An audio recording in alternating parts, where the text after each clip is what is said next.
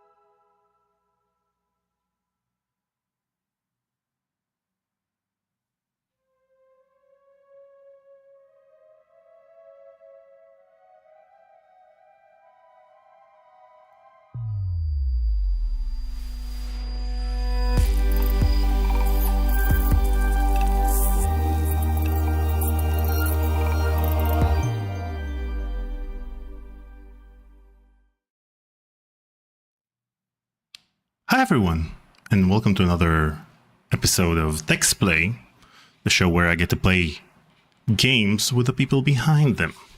I hope you're doing well today. Francisco will join me in a sec. I don't know where he went. Should have been back by now. But he'll be back, hopefully, before I say my thank yous. Anyway, hi guys. Welcome to Text Play. Today we're going to play Rosewater with Francisco González.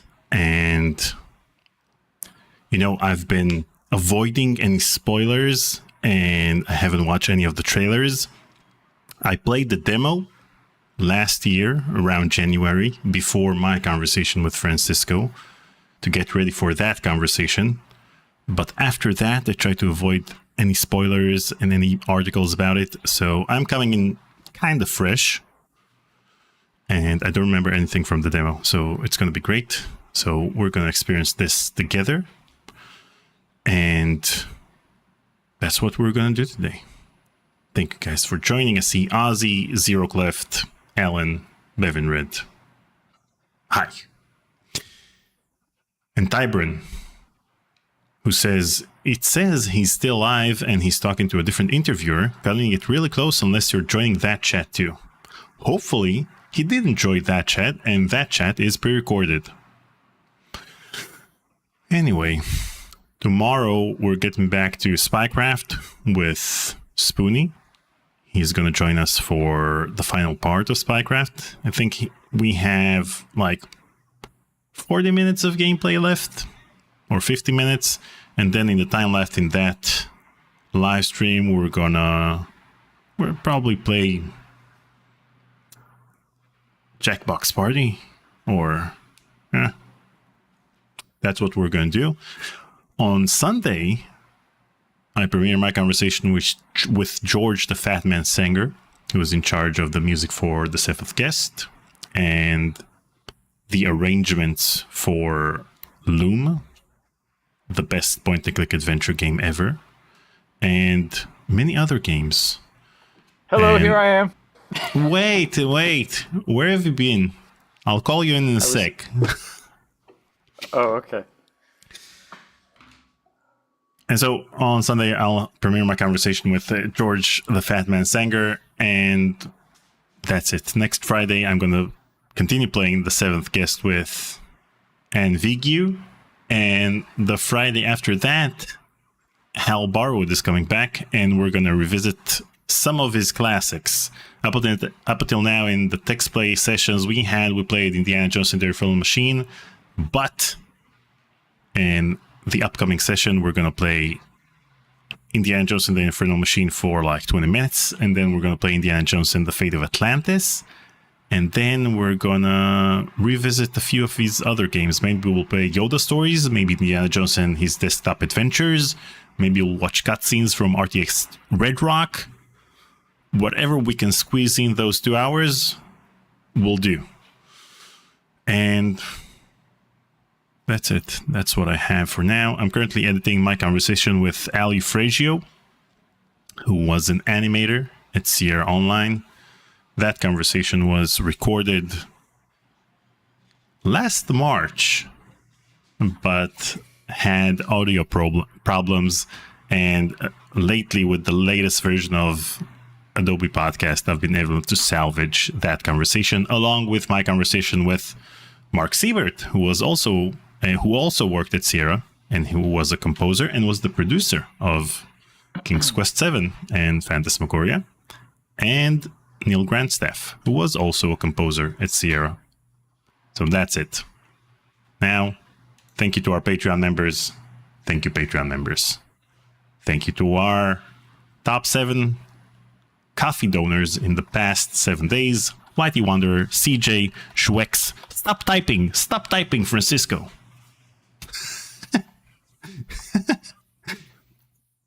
Top Fuel, Those Deaf Mutes, Ozzy Astaroth, MDQP. Hi, Francisco. We can now see you.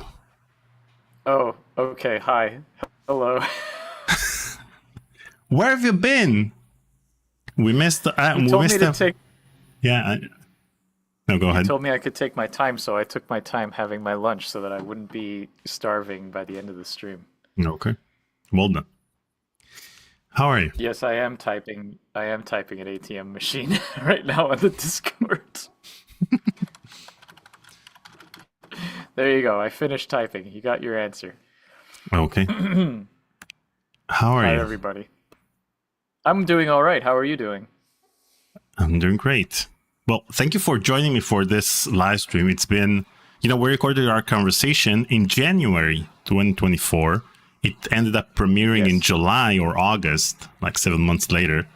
And so it's been quite a while since we met. So yeah. And that just goes to show you that you can do something and you think it'll be out soon, and then it takes a long time for it to come out. Much like Rosewater, which I started working on in 2019, thinking it would be out in 2021. And it came out on March 27th of this very year, 2025. We ended our conversation by me saying, I hope that 2024 will be the year of Rosewater. Yep. I hoped every year would be the year of Rosewater from 2021 until 2025, and now it has been. Well, according to the reviews, it seems that every year from now on will be the year of Rosewater, given the I don't. Extremely positive reviews. Yeah, I have to say it exceeded all of my expectations with regards to the critical reception, so I'm very happy about that. Because the longer you work on something, the worse you think it'll feel if it comes out and everyone hates it or no one likes it, or So yeah, I feel very fortunate that it has been so well received. The market has certainly changed since the last time I released a game, but we don't need to talk about that right now. Okay. Also, I want to address. I was seeing in the chat there on YouTube that Tybron Mephitis, which sounds like something you wouldn't want to catch, is Don't worry, that's all just smoke and mirrors. That live broadcast on stream is just a pre-recorded video from many, many years ago that's just on a loop, so you don't have to worry about me being double booked or anything. That's literally just there to draw people's attention. So you're So 6 years younger in that live stream, so-called live stream? I don't know about 6, but probably a 4. Okay. Because it's playing through the demo, and the demo came out in 2021. So yeah, 4 years old younger there. Yes. Okay. Now you talked about the release date being March 27th. Now, apart from it Yep. being, Quentin Tarantino's and Mariah Carey's birthday, Oh, yeah, I didn't know that. yeah, now you do. Was there any other significance to that date, or it's just when things lined up? Well, it's funny you asked that because originally my plan was to release on March 6th. And then I saw that a little game called Asylum was going to release on that day, and I knew that that was another highly anticipated, many years in the works project. And I was like, well, I don't want to release on the same day, even though they're two different genres. I, just want to keep the keep the field a little clear. So I said, okay, I'll do it on March 13th. And I was going to announce, I appeared on the Adventure Game podcast stream with Shorsha to announce my release date with a new trailer, which I had put together with March 13th as the release date until that very morning when I woke up and I just happened to see that March 13th was the day that the Steam Spring Sale started. So I kind of panicked and I was like, "Uh-oh, I can't release on the day of the spring sale. I'll get completely ignored." So I had to have a frantic call with my publisher and we decided to push it back 2 weeks because the following week was GDC. And so we were just like, well, we'll just release on the 27th. So that's how it came about. Okay. Which in the end I'm glad because it gave me a few extra weeks to polish, and the last couple of weeks I was very relaxed and not crunching or anything, where if I had released it earlier, I would have had to do a little bit of crunch. But yeah, it all worked out. It all Wait, worked what out. were some of the things you added in those last 2 weeks? It wasn't that I was adding things, it was just that, like in the weeks leading up to it, excuse me, because this was back in January. This was in January, on January 27th, actually, that I announced it. Um, but I was able to like, get the remaining animations and stuff done and think, okay, well, I have this extra time to do it. And as I was checking things off my list, I was like, okay, well, I don't actually need to like spend this weekend working on this, or because I have a couple of extra days. So it was basically just finishing everything up that was left on my little to-do list. So, Awesome. yeah. And with a project like Rosewater that took you 6 years, how Hmm. was there ever a moment when you thought to yourself, okay, it's done? Was it, a gut feeling?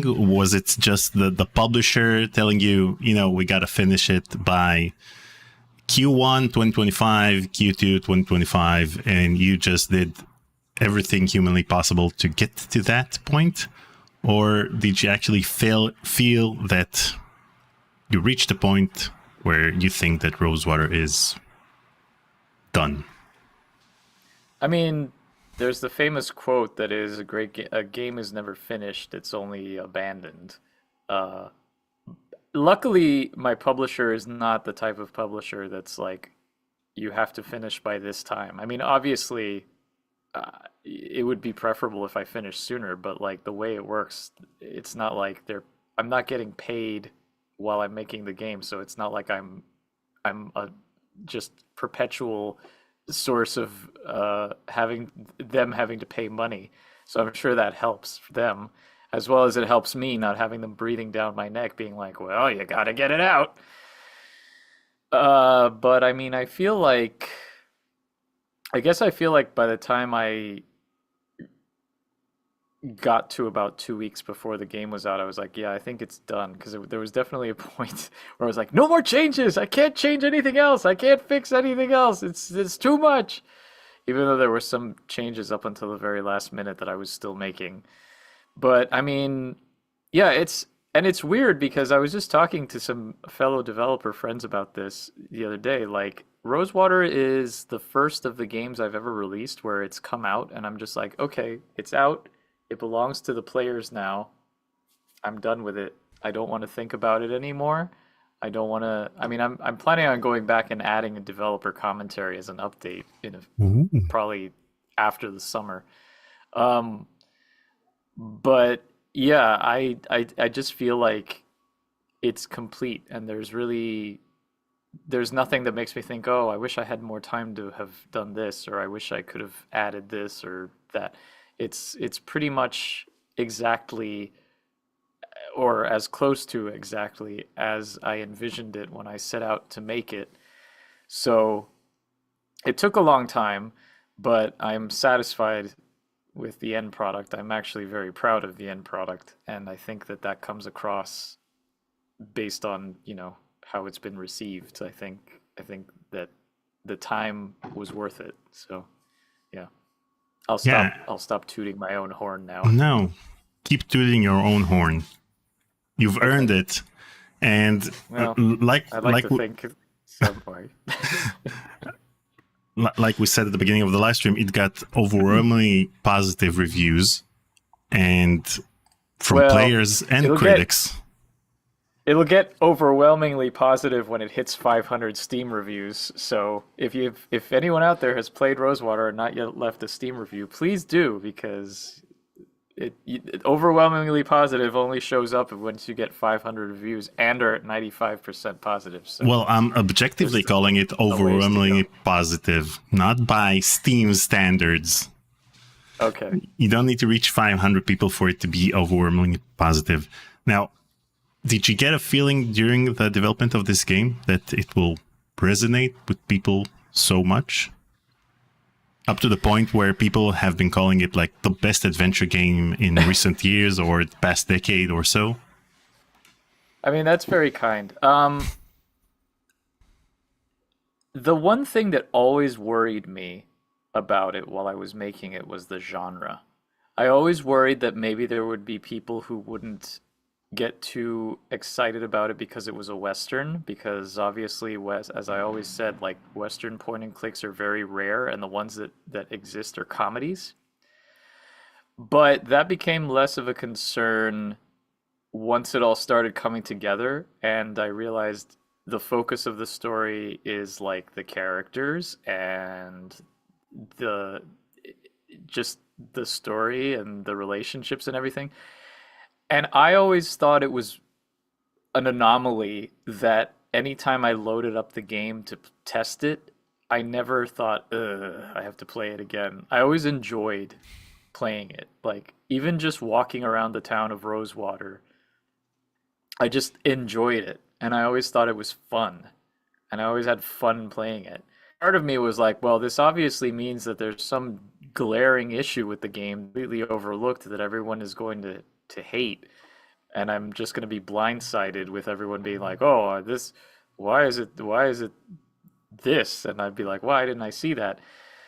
But then I was like, "Well, maybe that just means that the game is good and fun and people will like it." And that seems to be what people are connecting with, and I'm glad that they are. Because yeah, ultimately I made the game. I always make the game that I want to make, and ultimately I made Rosewater as the game I wanted to make.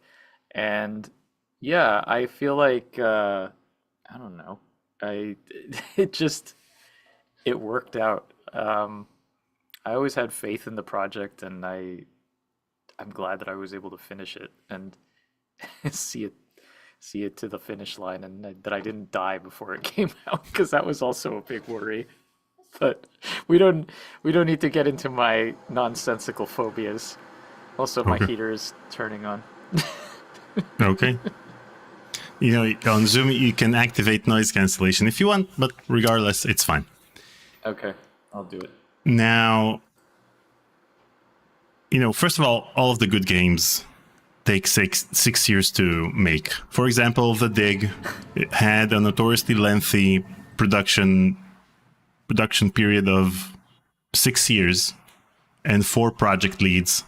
With you, it was just 1. So it doesn't matter. As long as it takes exactly 6 years, it's going to be a great game. Now, a few. Yeah. I mean, the thing with something with a project like the Dig is that, yeah, if it has 4 project leads, that's just chaotic because if a new person comes in, they're going to come in with their brand new ideas and make changes, and basically there's the real risk of scrapping the project and starting from scratch, which never happened with me. I mean, it was just the fact that I designed a really big game with a lot of content and a lot of optional content, and it just took a really long time to implement that all in a way that was satisfying. So, yeah. Now, talking about lengthy games and about canceled games, your game, the style of your game is based on the canceled Indiana Jones and the Iron Phoenix game. Well, I don't know if it was. I don't know. If, I wouldn't call it 100% based on it. I mean, I know you spoke with. Was it Gary Eric Winnick? Wilmunder, yeah. Eric Wilmunder. Yes, I always get those guys mixed up for some reason. Yeah, I definitely took some inspiration from that one black and white screenshot from that canceled Indiana Jones game. Because I mean, even those sprites are still very cartoony. But that paired with Full Throttle, I would say Full Throttle was really more of a visual influence as far as like the palettes of the sprites and the color palettes of some scenes. But yeah, I wanted to go with that because I was going higher resolution. I still wanted to work essentially with pixel art and not line art. I wanted to see if I could kind of see where LucasArts style would have maybe gone, while not necessarily, I mean, well, no necessarily about it, not aping the style, not saying, oh, well, I'm going to make a game that looks like what LucasArts would have looked like if they had continued going high res instead of 3D, but kind of with that in mind. Which it's funny because the main comparison I always get is Broken Sword because people see a higher resolution adventure game and they automatically think, oh, it's Broken Sword, which is a fine compliment, but also like the first 2 Broken Swords were 640 by 480 and they were like cell animated. I guess it was still pixel art, but it was like cell animated, scanned, painted art. It's easy shorthand. I'm not going to get on my soapbox about game comparisons, but yeah, um, yes. Okay. Now, a few days after the release of Rosewater, Space Venture came out, which also had a notoriously lengthy development period of 13 years, not just 6 years. So, Yeah. so if you could think about why your longer development cycle worked and theirs didn't, what would you? How did you keep up with the technology during those 6 years? Would be my question. How did I keep up with the technology? I Yeah. mean, I kept up with the technology in the sense that I've been using Adventure Game Studio for my entire career, and it really hasn't changed that much. Um, I mean, I'm making a 2D point and click adventure game. You know, it's there's no technological advancements really that I had to contend with. It's not like I was fighting the engine. I wasn't trying to figure out how to code a save load system, anything like that. Most importantly, I wasn't beholden to people who had paid money in advance for my project. So that's pretty much what I have to say about that. So you didn't need to change anything from a technological point of view in those 6 years in terms of the sprites or any of the files you used, audio, everything. Nope. Just transfer to the latest version each and every time. No engine breaking bugs, backward compatibility bugs. Well, I'm always very cautious about upgrading when I upgrade to AGS, especially in the middle of a project. I believe I was using AGS 3.5 when maybe I was already using 6. I don't know. I would have to check and see when 3.6 came out. AGS is currently at 3.6.2, I believe. And I'm using 3.6.0 because I tried upgrading to AGS 3.6.1 and I noticed this weird little thing where when the scenes would switch, you would see the mouse cursor flicker in for a moment, even if it was not visible. And just that, I was like, nope, I'm going back. So, so I went back. But yeah, no, AGS has the advantage of whenever a new version is released, it's really not, it's always backwards compatible, and it's not, it doesn't make you redo anything or anything like that. So yeah, I didn't really have to go back and redo anything at any point, which was nice. Not like in Lamplight City, where I first started off doing the sprites at low res, and then I had to go back and redo a whole bunch of them because they didn't match with the resolution of the backgrounds. So I would say the only big leap that I made, and I didn't go back and redo. Actually, no, that's not true. I did go back and redo the main character's sidewalk cycle, because it looked weird originally. But the only big leap was that I bought a treadmill in the middle of production, and I used that to animate my walk cycles instead of the old-fashioned way, which was just videos of me or whoever walking across the room, which works fine, except you run the risk of like the slight angle change. So it's much easier to do if they're just stationary on a treadmill. So that's really the only major thing that changed in the production and how I did things. Awesome. And we talked about Full Throttle. Today is the 8th anniversary of the remastered version. And at the end of the month, it will be the 30th anniversary of Full Throttle. Excuse me while I collapse into a pile of dust and bones. Okay, before we start the game, I want to show you a bug that you had 6 years ago, and I wanted to know if it's still present in the game. Hopefully, as an Easter egg. Wait. Okay. I'm just going to tell you, if I noticed that you have a continue option here.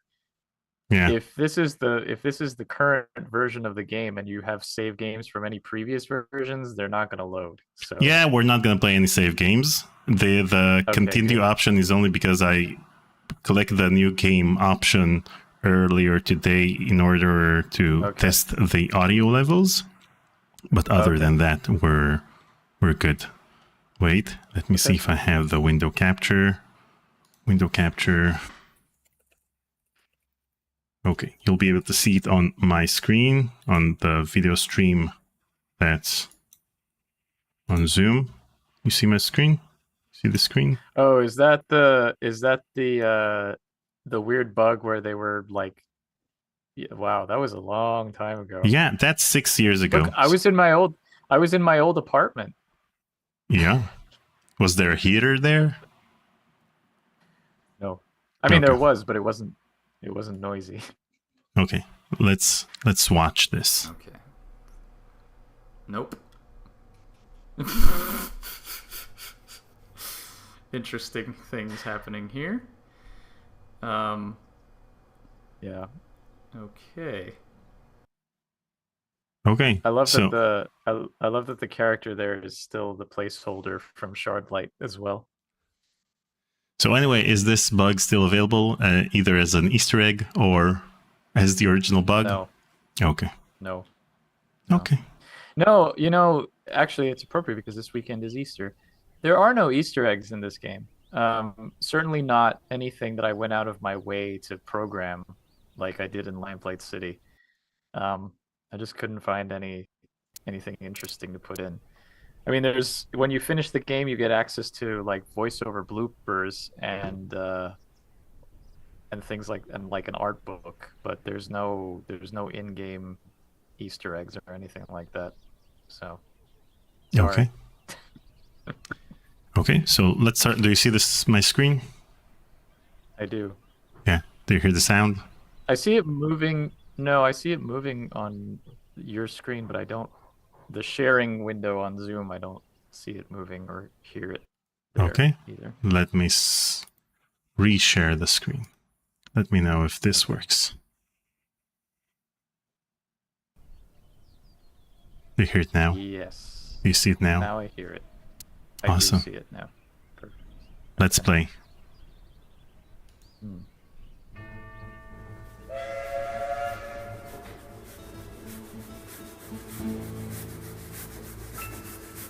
Boarded the 743 from Pierre-Lorraine for Rosewater, Western Vespuccia. No baggage to speak of, in the literal or metaphorical sense. Just a little hope. And that doesn't take up much space.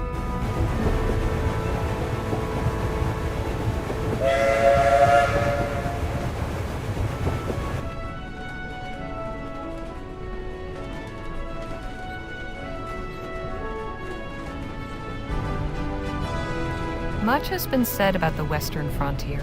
The perilous wilderness, the lawless towns, and the tough, hardened folk who make their way out there. Usually to get away from something worse. I suppose I'm about to become one of them myself. There's just one thing Rosewater's got that no place else has. An opportunity with my name on it. Hey, that's you. That tarantula was like the worst thing I had to animate. I hate tarantulas. Did you use rotoscoping for the tarantula animation? I did. The thoughts in my head are running together like the landscape outside the window. Excitement and trepidation and boredom mixing like the scrub and rocks and soil into one long blur.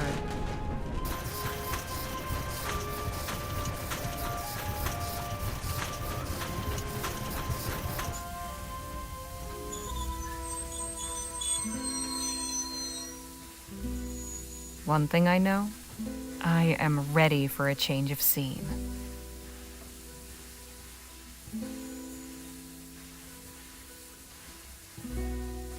Hey, that's you.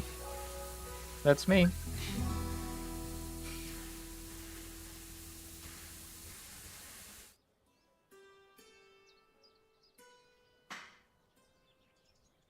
You're like the Lenny Kravitz of adventure games. How so? Lenny Kravitz likes to play all of his instruments, so when you look up through the booklet of the CD, it's always guitar by Lenny Kravitz. Drums by Lenny Kravitz. Well, it's Howdy, funny you say ma'am. that. Allow me to 'cause- extend the warmest of welcomes on behalf of the town of Rosewater and its inhabitants. Folks call me Jim. And who do I have the honor of greeting? Harley Legere. Delighted to make your acquaintance. Might I assist you with your luggage? That is, if you've got any. I don't. Ah, right. Well, what brings you to our fair town, Mrs. Legere? So you were saying? Just for stream purposes, if you ever want to pause in the middle of the dialogue or anything, you can just press spacebar. Like in those classic LucasArts games. Yeah, I guess so. I mean, that seems to be the most the most recognized thing. Key, I should say. Yeah, it's funny you say that because with regards to the crediting, I actually actively strive to not credit myself so much because it's stupid to be like art by me, designed by me. That's why I like truncated a whole bunch. That's why I was like programming art and design by me, because it's like, yeah, it's a small team and I want to give everybody their due, but I also don't want to be like, duh, I did this and I did this and I did this, you know. So I was but I also needed enough credits to fill in like an opening credit sequence because I knew I wanted to have a cinematic credit sequence. So that's another reason that I was going to like credit the entire cast, but that would have just taken too long. So I only credited the main character and like the 5 companion characters in the opening scene. But yeah, I tried to not just be like I did everything, because nobody likes that guy. So Yeah, but it's okay for you to toot your own horn after 6 years. yeah, again, but I also don't want to like, you know, do it too much. It's fine. Natty Yeti in the chat says, can I just say how much I appreciate the game being voice acted? And AT Machine says, the voice cast is astoundingly stellar. I don't know how you got so many famous people. How did you get so many famous people? I paid them. Ooh. That's the easy answer. It's funny. I often see people expressing like appreciation or surprise that I guess indie games or indie adventure games are voice acted. I know there are several that are not, but for me, it's like I wouldn't dream of releasing a game without voice acting, especially a game that's so dialogue heavy as this one, as one like this. I've always, I mean, certainly all my commercial games, I've always had voice acting, and even in some of my freeware ones, I had voice acting. I just think it adds a whole new aspect to the game. I mean, I'm one of those weirdos who, well, I don't know about weirdos, but I'm definitely in the minority where I'll play games like these with the subtitles off. Like, I know now the standard is to have them on by default, but I just turn them off so I can listen to the voice acting, because otherwise I get distracted and I read and I don't listen as much. And what really breaks my heart is when people click through and skip the dialogue, because I'm like, it's so good. The voice acting is so good. Why would you skip it? But everyone plays their own way. But yeah, as far as how I got them, that's a very long story, which I've told before, so I'll keep it brief. But basically, I decided I wanted to see if I could make this a union project, which meant that I would have the ability to cast more, I guess, quote unquote, famous voice actors. So I did, and I made a fantasy list of voice actors that I knew from previous adventure games, or I knew had done like narrative games, so they knew how this whole thing worked. And I expected only 4 or 5 of them to say yes, and they all said yes. So we had this fantastic cast. I got to direct them all over Zoom. It was great, and I think they all turned in fantastic performances. And yes, that's how I did it. So okay, you weren't here because you were out having lunch. But at the beginning of but at the beginning of this live stream, I said that I've played the demo before our conversation last year, and I've been trying to avoid spoilers and articles about Rosewater so that I'll be able to come in fresh when I play the game. So this is the first time of me playing the game, the full game. So if I get too immersed, let me know. Demo, yeah. No, if you already played the demo, I mean, you're familiar with this because the demo is literally this whole first part. The demo ends just as the story picks up. But yeah, I mean, if you solve the puzzle one way in the demo, you can always try it a different way now, because there's the puzzle in this first part has 3 different ways of solving it. So. And in our conversation, we also talked about the fact that you liked LA Noire for its atmosphere. And I notice here that you have a lie option, which is very similar to LA Noire.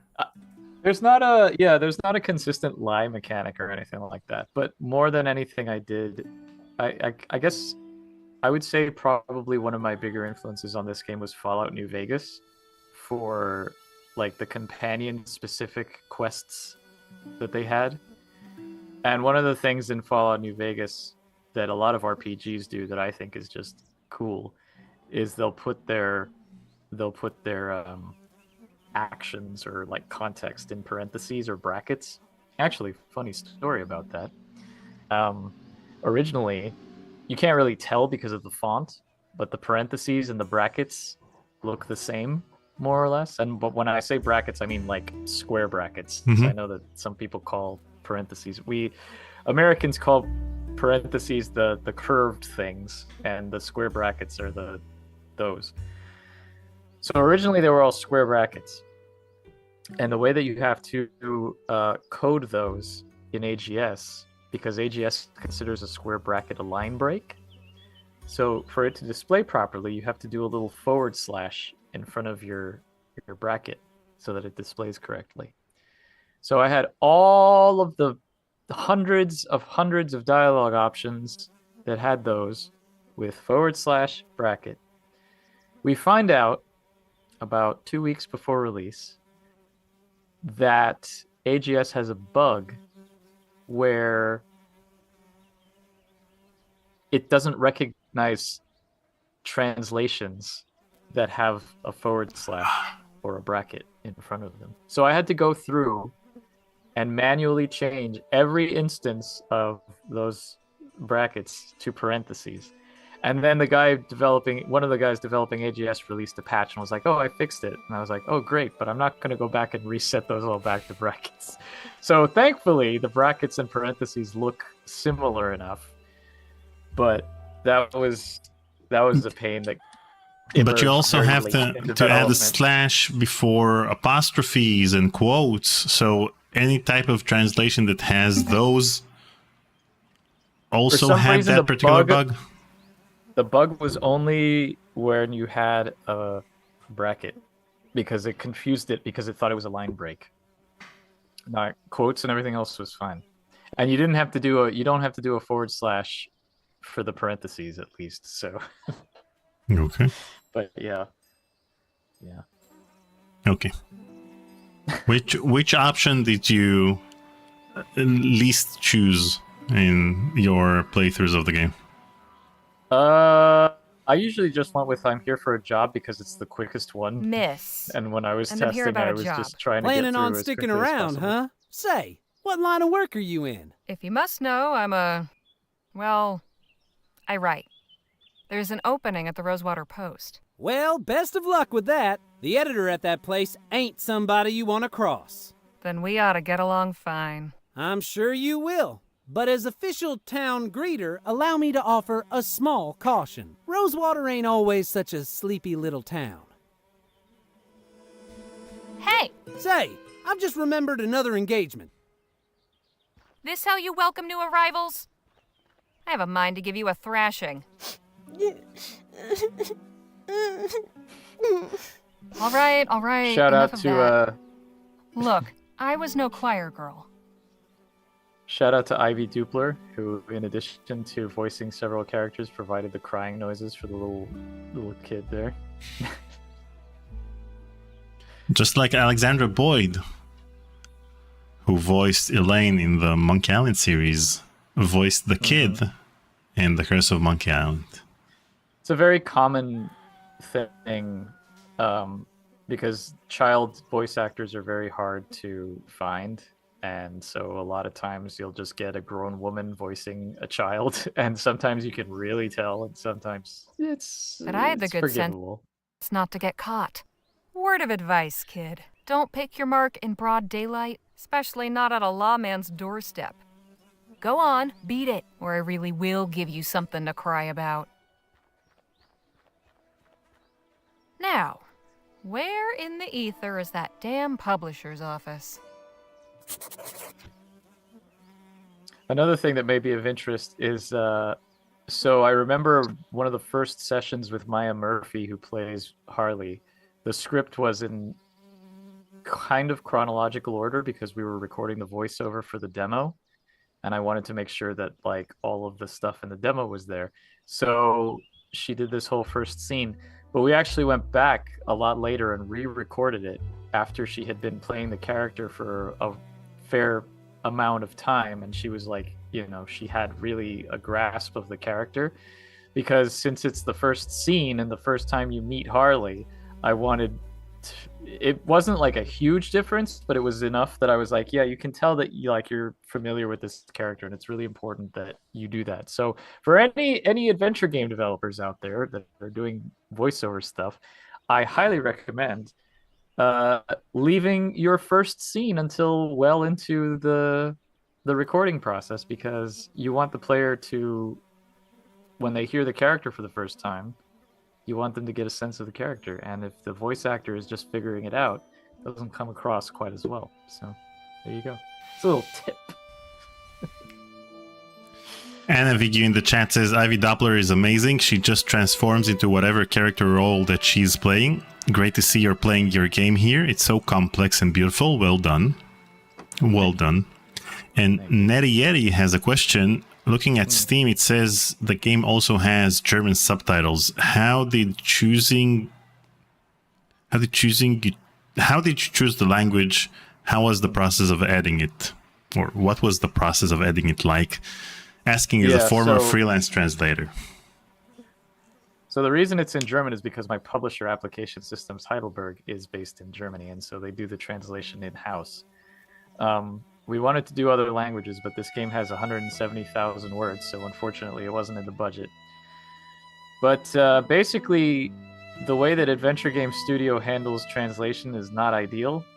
It basically it creates a file, a TRS file, a .trs file, which is basically just a dump of all of the text in the game. And when I say all of the text in the game, I mean all of the text in the game, including like code comments. Like there's a function called game.doOnceOnly, which is to run events only once, and you have to give them a name. Every single string in the game is dumped into that text file. So you have to kind of comb through and see what you need to localize and what you don't. So basically it's every string and a blank space underneath, and you have to fill that blank space with the localization, the equivalent string in the other language.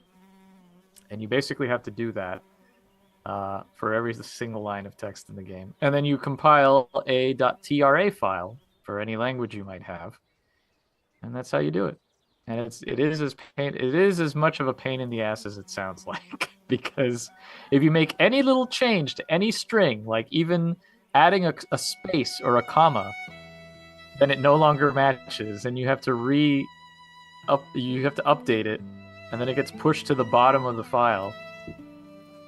And yeah. Wow. So, yeah. Now, I know that you're against generative AI. Your Steam page also says that this game didn't use any generative AI. That's correct. But in cases of translation, for example, will you ever consider using it for translation? Because unlike a lame Google Translate translation, this could actually produce great results in no time. I mean, if it produced great results in no time, maybe, but I don't know. I don't feel like it's never the same when you'd have, a human doing it when you don't have a human doing it. Because I mean, this game has a lot of puns and wordplay and stuff like that. So it's like, I don't know how an AI would be able to do that. I mean, I certainly have no interest in trying to find out anyway, just on principle. But yeah. It's like Melina Annabelle, in my conversation with her, told me that one of the translators didn't understand what a Dutch oven was, so she had to explain it in a formal email. Right. Yeah. No, there's definitely instances of things like that. So. Yeah. And in our previous conversation, I complimented the dust particles, and they're still great. They're magnificent. Well done. And in addition to that, the heat wave in the background. How did you create them in AGS? Is that form of parallax or something? No, it's all sprites. So I used a lot of external programs, a lot of external graphic programs. I have so for particle effects, I have a program called Timeline Effects that I've been using for a while. That's how I created the dust particles. So basically the dust particles are just objects. They're always animating. They're on a timer, so they randomly fade in and out. Same with the flies. The heat wave is actually the same program I use for water, which is called Squirrel's Water Reflections. It's actually just a program that's basically like, if you remember back in the days of HTML, like websites where you would go and it was like, oh look, here's the reflection of your picture in like a pond or something. It basically does that, but if you mess around with the settings, you can kind of create like a wavy overlay over something. So I did that to create that heat effect, and then it's literally just like a thin rectangle of that bit pasted into the background. There was a lot of stuff, a lot of little pieces that I put together to create the overall atmosphere. Those wires that are gently swaying in the breeze, they didn't move for a very long time. And then I found a program called Juice FX, which was actually recommended to me by John Inch, the artist for Cloak and Dagger. He used it in the excavation of Hobbs Barrow to like make the trees and stuff move. And I use that program a lot. It's really good for making foliage move and for making stuff like that move. So yeah, I use that a lot. And yeah, it was basically a lot of fun building these things. I feel really bad because I've been talking this whole time. We've been streaming for like almost an hour, and you're still on the first screen, and I'm just yeah. But we want people to play the game themselves. We're just here to experience it and talk about the fine details. That's fair. My big inspiration for Rosewater was Red Dead Redemption 1. Actually, I loaded it up and I just kind of like walked around the town of Armadillo. And I was like, what kind of effects can I do? So they also had like these dust clouds, and they had like the flies, and they had the heat things, and they had the stuff blowing in the breeze. And I was like, I can emulate PS3 era graphics in a 2D high-res point and click, and I'll make it atmospheric. So I did that. And I also did the pedestrians too. The pedestrians, I've had this code since Shardlight, which is just, assign a random character animation to these random characters, because there's nothing I hate more than adventure games where you're mid area and it's just completely empty. So I felt that needed to add the experience, add to the atmosphere. The only bad thing is I've noticed everybody who streams it, it's like they want to talk to the pedestrians, but you can't. So yeah. If this would have been a Sierra game, then Ken Williams would have been one of the pedestrians. Probably. That guy kind of looks like Ken Williams. He has a mustache. Maybe he is Ken Williams. Maybe. Interplay says the vibe. I don't hate Myst. I actually really like Myst. Really? That PowerPoint presentation? I played it for the first time last summer, and I really enjoyed it. And I played Riven, and I really liked it too. And I think that it gets a bad rap, and I think people should stop hating on Myst. Wait, which version of Myst did you play? Because first of all, I haven't played Myst. The original. Oh. Didn't it feel like a PowerPoint presentation at some point? Not really. I mean, maybe I'm just more forgiving. Okay. Yeah, so that's cool that it's Full Throttle meets Red Dead. That's kind of what I was not going for, but I mean that's a good comparison. Ozzy Astatroth, the characters are not modeled after their voice actors. No, I modeled... Yeah, they were voiced like 6 years after they were drawn, probably. Yeah, most of them. I didn't do that.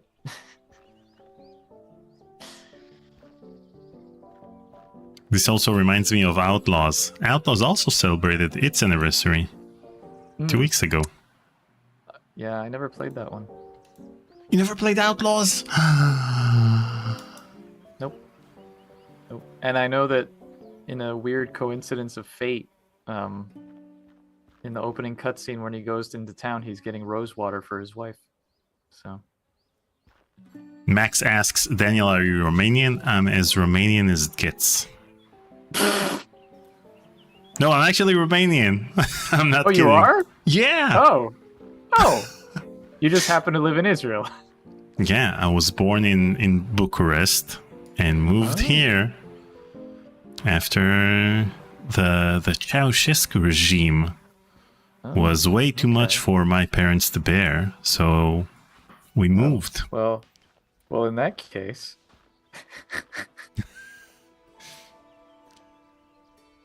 And I presume that Max knows this by my last name, which is as Romanian as it gets. First of all, Romanian last names always end with a U. It's always Albu, Petcu, and with a U. And that's it. I used to be the only Daniel Albu out there. Now there are dozens, and they're all using my email address for their nefarious actions that they do online. They always add they need to add an email address, so they add mine, Daniel Albu. at gmail.com. Well, I'm going to tell you a stupid story, and then I'm going to tell you something even stupider. Okay. My stupid story is over. Oh, I wasn't saying your story was stupid. I was saying mine is. But go ahead and go inside the post office, or the Rosewater Post and Publishing Office. Let's do stuff.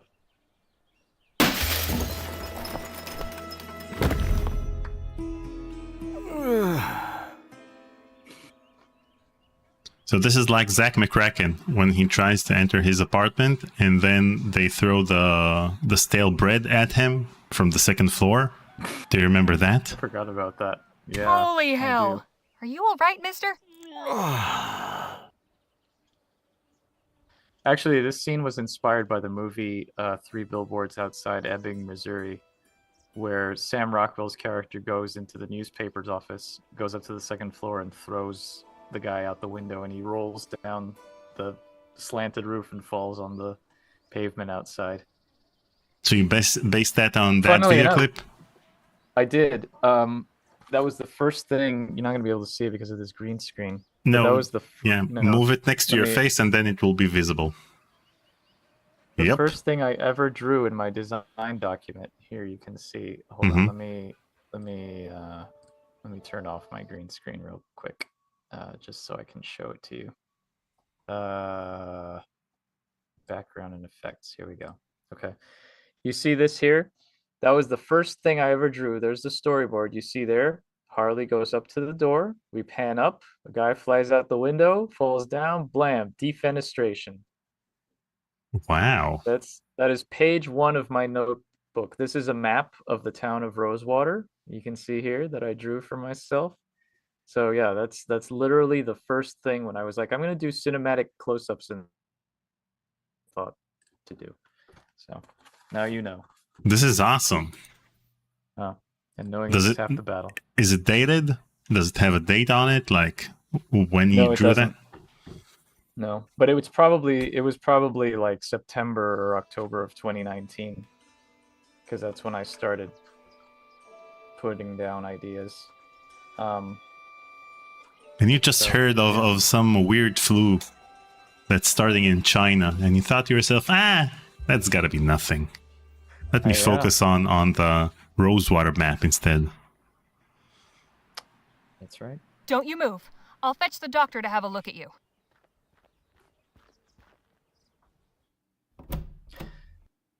Oh, hello there. Don't think I've seen you around before. I've just arrived today, but this isn't the time for formalities. There's an emergency. How can I be of service? Some poor fool's just fallen out a window. At the Rosewater Post? Yes.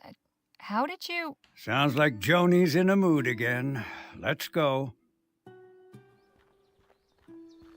Here he is, poor bastard. Oh, dear. Hello? Can you hear me? I'm Dr. Sedgwick. I'm here to help you. Can you move your legs? Spine seems intact. No obvious fractures of the arms or legs. That, I would say, is nothing short of a miracle. Right. He's in a bad way, but he'll live. I'll get him back to my clinic and patch him up. You are truly a good Samaritan, Mrs. Legere. Miss. And it was nothing. If you'll excuse me, I have an appointment to keep. Of course. God bless. So the doctor's actually voiced by Neil Ross, who didn't voice Freddie Farkas, but he did voice the narrator in Freddie Farkas. So there is a connection there. Bevan There's Red also asks, Wally in Monkey Island. Bevan Red asks, is it a spoiler to ask a question about El Presidio? It might be, but go ahead. Okay, so spoilers, guys. Don't read the chat. Yeah. Let me turn off the chat so that it wouldn't appear on screen. Boop. That's right. Neil Ross was the narrator in Leisure Suit Larry. In the meantime, I'll tell you very quickly my stupid story. So a friend of mine is Liviu Boar, who you may know as the creator of Gibbous, the Cthulhu Adventure, and the upcoming Near Mage. And we have a little weekly chat for people who usually go to Adventure X. And for a while there's many people from many different places. And we always end up talking about really stupid things. And one of the things we were talking about one time was I was commenting on how I was checking on an app on my phone the air quality in my neighborhood. And the air quality was very good, except for this one spot where it was always consistently very bad. And it just happened to be over a school. And so we were joking that like, oh, it's bad there because the janitor is farting there. So the joke, the in joke, the meme became, oh, haha, the farting janitor at the school. And then because there are so many people there, I was like, let's see if Google Translate is accurate, and let's come up with stupid phrases to translate into everybody's stupid. I mean, everybody's not stupid languages. Ooh, don't get me saying that. No. I was like, let's see what stupid phrases we can translate into other languages and see how silly they sound.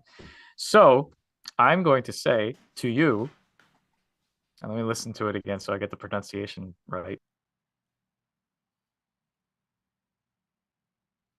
Mm-hmm. Nu te duce la școala aia, portarul se bateste acolo. Nu te duce, אני חושב ש... nu te duce לשכונה איה, שזה אל תהיה... which is, don't go to that school. Yes. And I didn't understand the second part. I erased the second part already. It doesn't keep a record of what you said. Basically, I put in, don't go to that school, the janitor farts there. Okay. I don't think I know the word janitor in Romanian. Or farts. Wait, maybe I know farts. But I know farts the way that kids say it, because I didn't learn the way adults say fart. Okay. Okay. Well played. Great Romanian. That's my bit of Romanian. Well, see, I can actually pronounce Romanian okay because it's a Romance language, so that's the one home field advantage that I have. So, you know, the headline tomorrow. Like Spanish. The headline tomorrow will be on PC Gamer. Francisco González hates all languages. You think I'm going to get on PC Gamer? That's very funny. Well, you know, any publicity is great publicity. No, you're right. You're right. So maybe this should be the title of this video. Like, we'll make it super clickbaity. Oh yeah, yeah. Francisco González hates all languages. He used to be an interpreter, and he hates all languages. Hello, can I help you with something?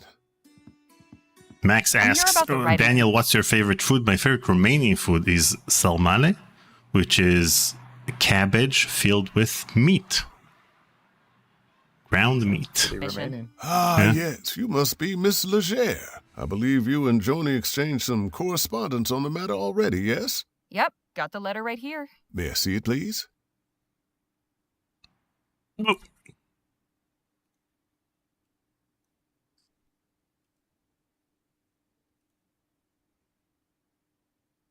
Very good. Oh, one more thing. Joni's not one for formalities. First names will do. Noted. Go up those stairs and knock. Thanks. What's your name? Henry Dixon, ma'am. Pleasure to make your acquaintance. Likewise. Okay, so I have a question about the inventory. Sorry about all of the questions about the fine details, but these are the things I appreciate the most. That's fine. That's what I'm here for. You chose to use actual words instead of icons, which would make it more difficult for you to translate the game because you have to translate this as well. Mm-hmm. Why did you use words instead of icons? That's a good question. There was someone who suggested, I never got around to it actually, and now I kind of feel bad. There was somebody who suggested that for accessibility purposes, I should be able to toggle between the two. I don't know. Words just kind of felt more natural. I don't know. I kind of wanted to. So I feel like, I don't know if it's a hot take, but I feel like probably my favorite UI in any classic adventure game is the Leisure Suit Larry 7 one. And it was kind of inspired by that, like the context sensitive verbs, you know? It was kind of a marriage of the classic icon interface and the verbs. So I was like, let's do verbs. And also, yes, it does add more to translate, but there isn't really that much variety. There's a few outliers here and there, but it's mostly just look at or search or read or there's not a huge list of differences in the words used. And in the time between you starting work on the game and it being released, Return to Monkey Island came out, and it also had the two verbs in it. Okay. But they did the left click, right click thing, which I did not do. You right did the click left click thing. I did the left click radial menu thing, yes. And Come right in. click is for inventory. Hello, Joan. I'm Harley Leger. Ah, yes. Nice to finally put a face to the name. Please take a load off. Whiskey? Bit early for me, but thanks all the same. Sensible. I like that. I, however, have had a morning, so if you don't mind.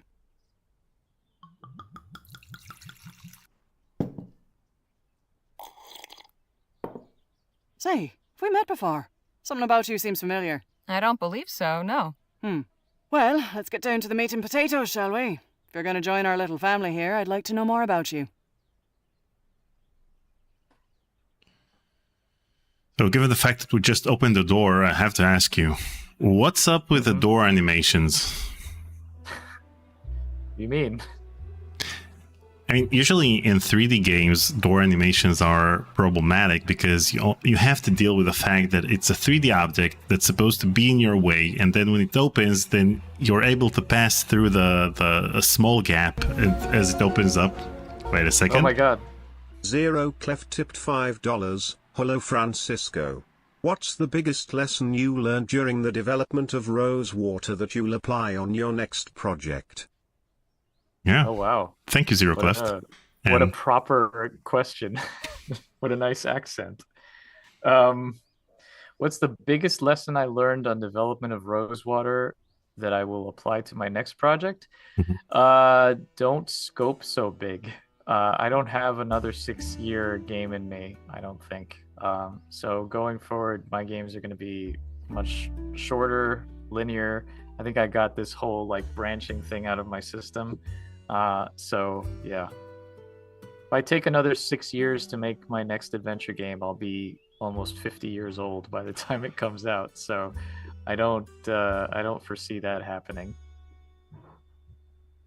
Well, you can always add more and more DLCs to this game. Like you can have the ransom unbeeped DLC, in which all the curse words are unbeeped, and more and more locations.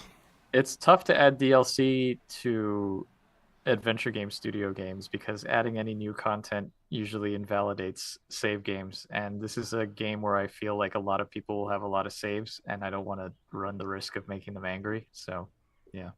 So I looked through the release notes of Rosewater, and in these 3 weeks that have passed since the release, there have been 3 patches. So each one of these patches broke the save games of the previous versions? None of them. I made sure not to. Okay. None of the patches added any assets. The one major change to the game is I added the ability to access a companion relationship tracker, but that was already coded in as a debug feature. I just made it an actual feature. So it's the same with the developer commentary. Like all of the stuff's already coded in, so I just have to turn it on when it's ready, but it's not going to break save games before that. But you were asking about doors before. Yeah, I mean, I was mostly inspired by Gabriel Knight. My first foray into door animations was with Lamplight City, which was very much inspired visually by Gabriel Knight. And yeah, I just think it's more immersive when you actually see the player character reaching out, holding the doorknob, opening the door. And since I rotoscoped my animations, it was easy to just film people going through doors. And it's funny because it's one of those things where it's like people think it's a lot more involved than it actually is. I'll tell you a secret right now. If you notice, there's really only 4 door animations. One for Harley entering the door and one for Harley exiting the door. For doors that are like that, front and back, up, down, and for Mhm. diagonal ones. And the diagonal ones are mirrored. And every single door in the game is, I mean, obviously the doors themselves are different, but that's just a matter of like, Texture. painting over another door. Yeah.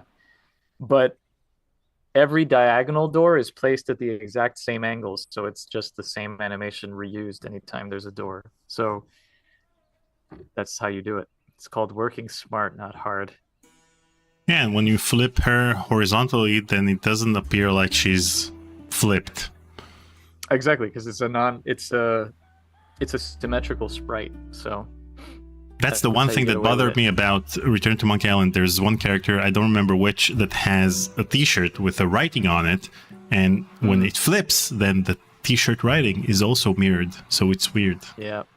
You have, So- to, you have to keep out for things like that. There's a character in this game, one of your companions, who wears an eye patch, and I had to do separate sprites for her because obviously she's not going to magically switch her eye patch around. Each one took you 3 years. The first side 3 years, the second side 3 years.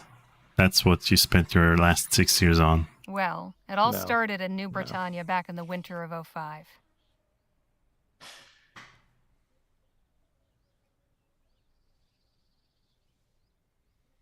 Phil's Once things bandolier dried up- does flip, yes, because it doesn't matter.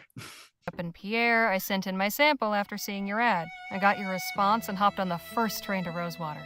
Well, that was certainly thorough. You've a talent for details, that's for sure. Speaking of, your writing sample had me in stitches. Haven't spent much time in Lamplight City myself, but your descriptions of the toughs in Lyon, hilarious. That piece was inspired by my last visit a few years ago, actually. Oh? What brought that about? Wait, was this cane drawn like in 2D and then you skewed the wall? Probably. That's usually how I do things when I skew things. I just draw them. Actually, maybe not. For stuff like that, usually I tend to draw it in perspective, but for paintings and stuff, yeah, I'll skew them. Or if it's something, yeah, sometimes I'll like skew it and then make it paint over it so it looks more I think But I don't- I think this is in perspective and this one was skewed. Yeah. That's my guess. Yeah, I don't remember, honestly. It's been so long since I drew this background. I hadn't been back in a Yeah, while. that was actually. If anybody was gonna notice, I would be ATM machine. I noticed way too late that in the key art, Lola's eye patch is actually on the wrong eye. But it took me 6 years to notice that. I only noticed it recently, and I was like, man, no one's gonna notice. But ATM machine noticed because But Guybrush's little thingy is flipped also and always mirrored in Return to Monkey Island. So, or not Return in Monkey Island 2. So What is mirrored in Monkey Island 2? is Guybrush's little like belt thing that goes Oh. across his chest in his diagonal view or his side Mhm. view. It flips the wrong way when he. I mean, it's clearly the sprite is flipped and it's asymmetrical. So yeah. It's fine, Francisco. It's okay. I Just know. I'm revisiting saying that's some what old I'm haunts. saying. It's I hope fine. you weren't there for the Lamplight City Expo. Oh, no, it was before that. The Expo disaster was a national tragedy, of course. But I can't help remembering it as the week our paper sold more copies than it has before or since. Isn't that terrible? But enough about that. Let's get back to why we're here. I loved your sample, and I like you as well, Harley. So I'm going to go ahead and offer you a commission. I'll pay you 45 crowns for it. After that, we can talk about more regular opportunities. So this is a little thing that that I think players have noticed, and one of the things that I feel makes games more fun, which is reactivity. Whatever you pick here is going to be Harley's catchphrase for the rest of the game. Oh, it's she like the gets- Papa Pichu in Curse of Monkey Island. Kind of, yeah. Yeah, anytime going forward that you do something that she's excited about, like picking a lock or solving a puzzle, she'll say what you pick right now. So that becomes her catchphrase for the rest of the game. Hot damn. damn. So, what's my assignment? A scathing commentary on Rosewater's decline? Or maybe a hard-hitting expose on the plight of the marginalized criminal youth? Oh, no. Nothing like that. I want you to interview Gentleman Jake Ackerman. Who? Pull the other one. You've been living under a rock. He's a true Western legend. The Achilles of our times.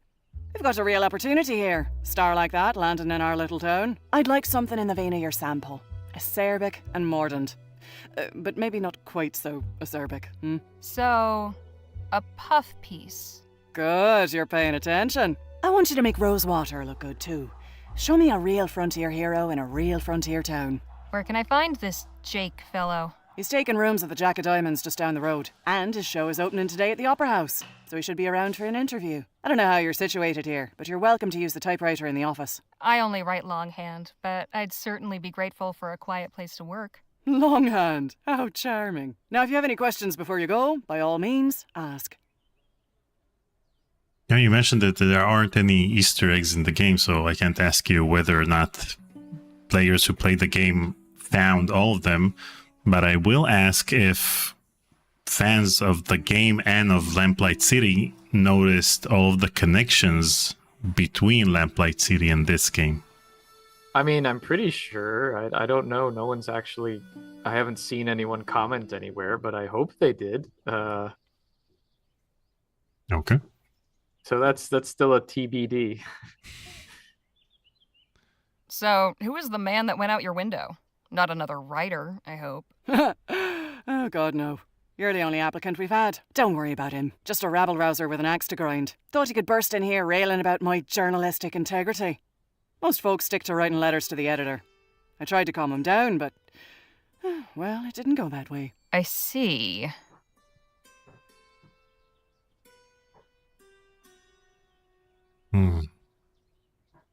I don't want to seem ungrateful, but couldn't I write about something else? My style's more observational than, talking to people. I don't know that that's really my strong suit. We're talking, aren't we? If you want to write for this paper, you're simply going to have to stretch yourself beyond what you might be accustomed to. Besides, it's not as if you have to say anything particularly brilliant.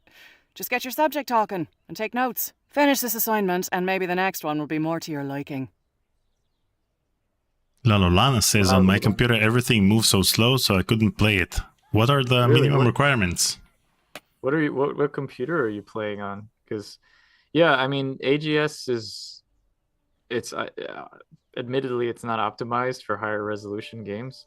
But, I mean, I was running this on my 13-year-old laptop, and it was running fine.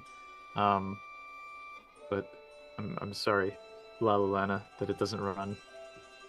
Maybe she has Windows 95 or Windows 98. Have you tested it on those machines? On actual retro machines? I don't think AGS supports those anymore. I think the last Windows that it dropped support for was XP. So, yeah, I don't know. I'll have to take a copy to the Long Island Retro Expo. Play it on an Amiga computer. Yeah. Any insight you can give me about the town? It's a far cry from what it used to be. In a way, it's nice not having to hear the noise from the saloon at all hours, but... oh, I don't know. Folk who moved on took some of the charm with them. I'd best be on my way. Right you are. Wait a minute. What? It's just come to me. I know why you look familiar. You're Spitfire Harley. Didn't I mention that earlier? You most certainly did not. I saw you fighting back in 26 at Wellesley Hall in the Chum. You took out a brute twice your size with a right hook. Pow! It was like watching David bring down Goliath. I appreciate the kind words, but that was another life. Maybe so, but for a 14-year-old kid fresh off the boat, it was pretty damn inspirational. Thanks, Joan. Appreciate it. Of course. And please call me Joni. So see another example there of a slight little difference in dialogue. Harley said, "Didn't I mention that earlier?" That's because you picked the give your entire life story, and there was the whole fade out. So the implication is that she told her whole life story. If you had picked a different one, Harley would have said, "Oh wow, no one's called me that in a long time." So how many branches like that? How many dialogue branches like that do you have in the game? A lot. And how did you manage? How did you manage working with these branches and manage the continuity and making the conversation itself coherent in case of various branches. So the way I did that was I wrote all the dialogue in a script externally before I put it into the game, and I planned for all of that as I was writing the dialogue, and that took about 6 months. And so there's a lot of it. I think a lot more than people realize. It's funny because I've had a couple of people say, "Oh, this game is way more linear than I thought it was going to be," and I think it's because when we're talking about linearity in adventure games, I think most people feel that like not for an adventure game to be non-linear, it has to follow the sort of design of like a Day of the Tentacle or a Monkey Island, where you have like multiple puzzle chains, or even Thimbleweed Park, where you have multiple puzzle chains that you can solve at any time in any order, but you have like the one open location. And Rosewater is not like that. It's the story keeps going and moving and going forward, and you're only in like a particular area at any given time. So like if there's a puzzle, the solution is usually within that small contained space. But the approach to solve the puzzles is there's multiple ways to do that. And the experiences that you have in the second act, some of them are randomized, some of them depend on your character relationships. Some of them, they have different outcomes and solutions based on how you do it within those. So but I'm not going to get into a debate about what makes linear versus non-linear. Also, I guess I should probably explain the companion relationship system a little bit. You really should. Because I've talked about it, but I haven't, for fear of spoilers, really said what's going on behind the scenes. So for each companion, they have two values, like and respect. And both of those are added together and averaged to create the relationship. So there's lots of checks in the game for those particular qualities. So it's like if companion X likes you and your like value is a certain amount, they might say this. And if not, they might say this, or they'll say this. Same with respect. And then for other things, like for their which excursion you get, that's determined by their overall thing. And then your actions and your dialogue choices to them affect those sometimes.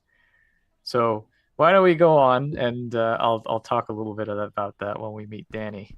Okay, first of all, I want to say that I really like the shadows. This is one thing that really bothers me about games, especially FFV games, that the characters don't have shadows beneath them. And so it always looks weird because it seems like they're plastered over the background, so it doesn't look natural. So it does here, so well done. See you later, Joni. Thanks. Take care of There are yourself out some there. scenes later on where I managed to get dynamic shadows. Spitfire Harley, writing for my paper. Which is basically magic in AGS because it doesn't Now support don't that that. just beat all? And I really had to fight the temptation to put it in every single scene. Like here, you see the angle of the light would work well with dynamic shadows, but unfortunately it tends to slow some machines down, so I limited it to night scenes with like a fire. So the shadow is not part of the sprite, so it's a frame by frame animation, but the shadow is a separate part of the... The shadow is a separate character that's constantly following that character and every other character that has a shadow associated with it. So moving characters like Harley are actually made up of 4 different characters. So there's the base character, which is her whole body with her whole head and everything. Then Harley has a head character, and then she has a blinking character, and then she has a shadow character, which are all following her at the same time. So like right now, her blinking character there's a blinking script, which is on a randomized timer so that she blinks at random intervals, but only when she's standing still, not when she's moving, because that would look weird.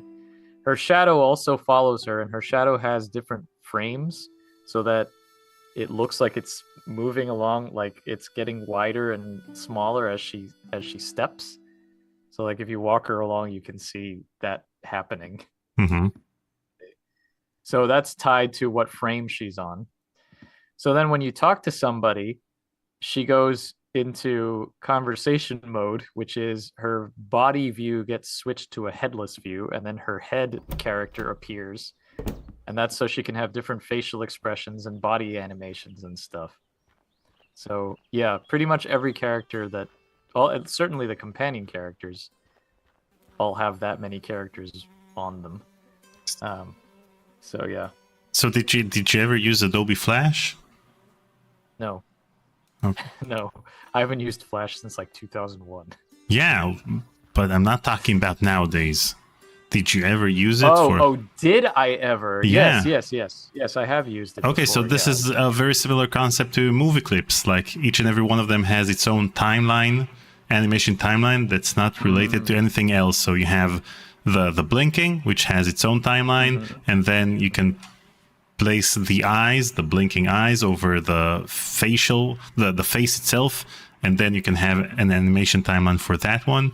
So each one of them has an individual timeline, and apart from the shadow, which has to be linked to the walking timeline, right?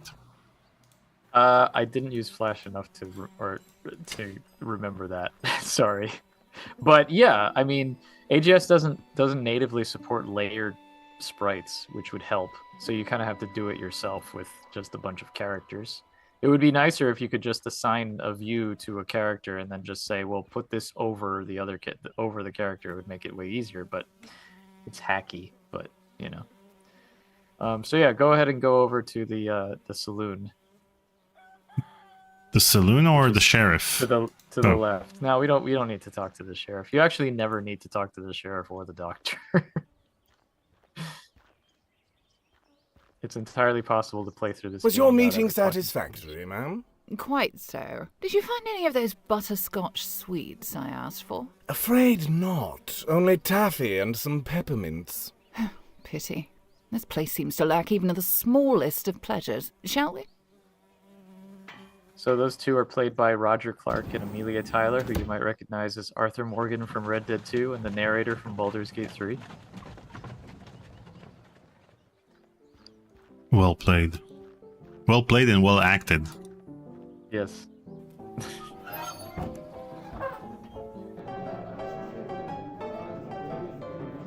So there's Danny, who is one of our companions, or will be one of our companions. Excuse me, kid. I need to get upstairs. I'm really sorry, miss, but Mr. Ackerman's not taking any more meetings right now. So if you were to say to him, out of my way, that would lower his like, because you're being mean to him. The rest are neutral, but that one in particular, if you're like, I'm going to be an asshole, then that's going to make him not like you as much. Look, Pipsqueak, I'm in no mood for games. Get out of my way. Whoa, hey, no need to take that tone. I don't want any trouble. Mr. Ackerman's upstairs getting ready for his show. It starts in less than an hour. Why don't you come by and watch? You can come meet him afterwards. I just need to interview him for a newspaper article. Well now, that's perfect. If you're going to write about him, you should definitely see the show. Trust me, he's a real dazzler. Suppose it beats waiting around here. I'm glad that Bevan Red says that they love Danny. I like Danny too. I mean, that's the thing. Like, that's part of the reason I also wanted to have this relationship system, because it's like, as a writer, you want players to love every one of your characters, and I realized that that's not realistic. So I wanted it to make it so that you could choose who you wanted to talk to and who you liked. Like, if there was a character that you didn't like, you weren't forced to interact with them. If you liked everybody, great, but you know, it wasn't like you have to like this person because I like them, you know. So anyway, sorry, you were going to say? Yeah, I was going to say that it's nice that you avoided the Telltale trope of adding the Harvey Dent will remember this or Batman will remember this. Well, because in Telltale games, it doesn't actually do anything of significance throughout the game itself. But over here, it does, and you don't even mention it. It's like, you know, Well, natural. it's funny. It's funny you say that because yeah, that was my point. I wanted it to be organic. I didn't want the game to hit you over the head with that. And I had several people say, "Oh, I really wish you had done that because that way I would know what effect my choices were having." And it's like, well, you could just play the game. That's part of the reason I put in the companion relationship tracker because it's like, okay, fine, it's there. I guess you might as well be able to see it. But that's also why I put it in under New Game Plus because, I want you to be able to play the game the first time and just do it organically. And then if you want to go and tinker and see under the hood and how it works, then you have the option to do that. But yeah, I turned off when I first played the first season of The Walking Dead. I turned off all those notifications because I thought it was immersion breaking. Yeah, because you feel like you've done something wrong. When it tells you that character will remember that, you don't know if it's remembered for better or for worse. And And the thing is, the first thing you want to do after you have a notification like that is reload the game and do something else entirely. So it's nice, and it's very in line with crucial decisions. Like in Indiana Jones and the Fate of Atlantis, you have 3 paths, and you don't even know that it's just related to that one conversation you have with Sophia at the beginning of the game. You have like 3 dialogue options, and that's it. It doesn't tell you you've chosen that path. Only if you go to the indie quote points that you have, then it will tell you what path you're on. But other than that, you're not aware of the fact that you chose a specific path because of that particular conversation. Yeah. Gentleman Jake's show will be starting at the theater soon. You won't want to miss a second of it. Okay, so now he hates me? Well, he doesn't hate you, but his like went down by 1 point. So all the characters start at 5.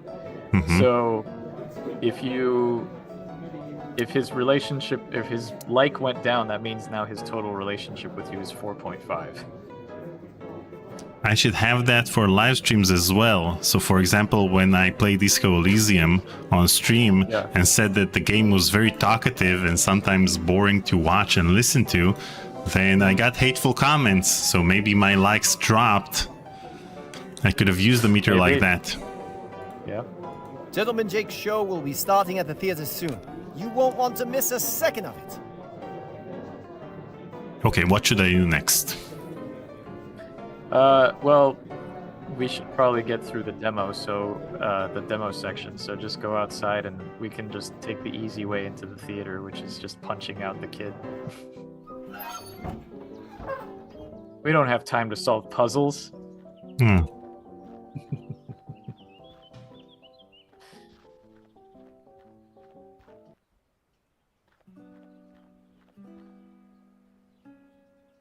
Wait, so where should I go next? This is where you should go. Talk to Jem. You again? Oh, hey, Harmony, was it? Harley. What in the ether are you doing here? Oh, you're not still sore about earlier. So do you remember Bet your scrawny ass I am. Do you remember what path you used to get, or what you did to get into the theater when you played the demo? No. I tried to forget everything about that demo so that I'll be able to start this game fresh.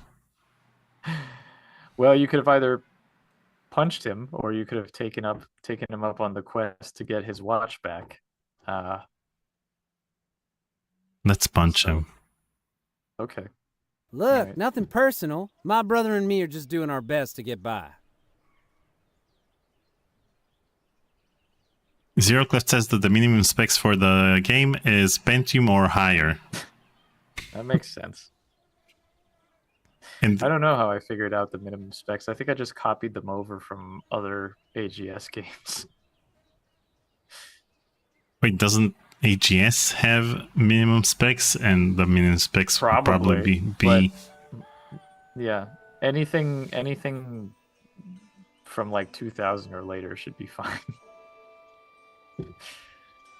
Your brother, huh? And you just threw him to the dogs to save your own skin. You're clearly the brains of the operation. Hey, thanks. But let me pose you a question. If you don't have your own brothers back, who else on this wretched earth is going to give a flip if you're alive or dead? You made your point. Now, can we drop it already? I'm trying to do an actual legitimate job here. Legitimate job? So you're not selling snake oil or stock tips or fire insurance? Nah, nothing like that. I'm selling tickets to Gentleman Jake's legendary Wild West show. Only 20 coppers. I'll take one of those tickets. Sorry. Swell! Laughing And at when would the you like to come chat. see the show? Whenever it starts? Oh, you mean today? Oh, well, I'm afraid I gotta disappoint you there. Sold the last of today's tickets not 10 minutes before you walked up. Seriously? Seriously, this ain't exactly the Coliseum. It only fits so many, and folks around here are real excited to see Gentleman Jake in person.